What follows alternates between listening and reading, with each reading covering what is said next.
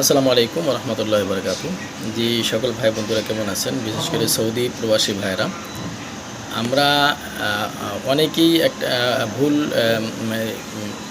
News শুনতেছি অনেকেই। তার পূর্বে আমি বলবো যে একটা সুসংবাদ দেব। সেটা হলো যে গত ২৭ তারিখ থেকে, অর্থাৎ বৃহস্পতিবার ২৭ তারিখ থেকে কোনো ফিঙ্গার হচ্ছিল না।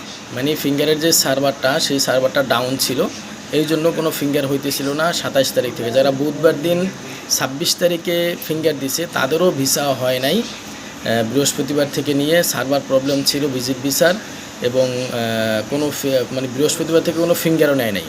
বৃহস্পতিবার, রবিবার, সোমবার এই 3 দিন কোনো ফিঙ্গারও হয় নাই, সার্ভার প্রবলেম ছিল, এই জন্য কোনো ভিসাও হয় নাই এই 3 দিনে।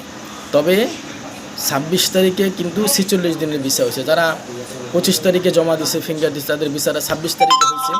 সেই ক্ষেত্রে ৪৬ দিনের ভিসা হয়েছিল ২৬ তারিখে। কিন্তু যারা ২৬ তারিখে ফিঙ্গার দিছে তাদের ভিসাটা তো বৃহস্পতিবার ২৭ তারিখ হবে, সেদিন থেকে নিয়ে সার্ভার প্রবলেম, ভিসা হয় নাই। বৃহস্পতিবার, রবিবার, সোমবার 3 দিনই কোনো ভিসা করতে পারে নাই। তবে গতকালকে বিকালের দিক দিয়ে কিছু ভিসা হয়েছে, সেটা হয়েছে ৪১ দিনের ভিসা, সিঙ্গেল এন্ট্রি ৪১ দিনের ভিসা।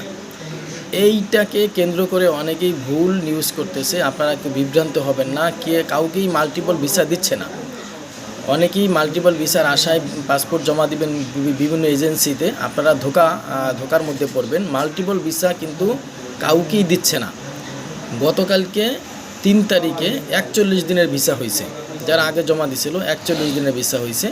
তো এটা আমি আপনাদেরকে দেখাইতেছি, দেখেন একবারে সরাসরি দেখাইতেছি। হ্যাঁ, এটা ওর সামনে ক্যামেরাটা আসতেছে না। এই দেখেন ৪১ দিনের ভিসা হয়েছে,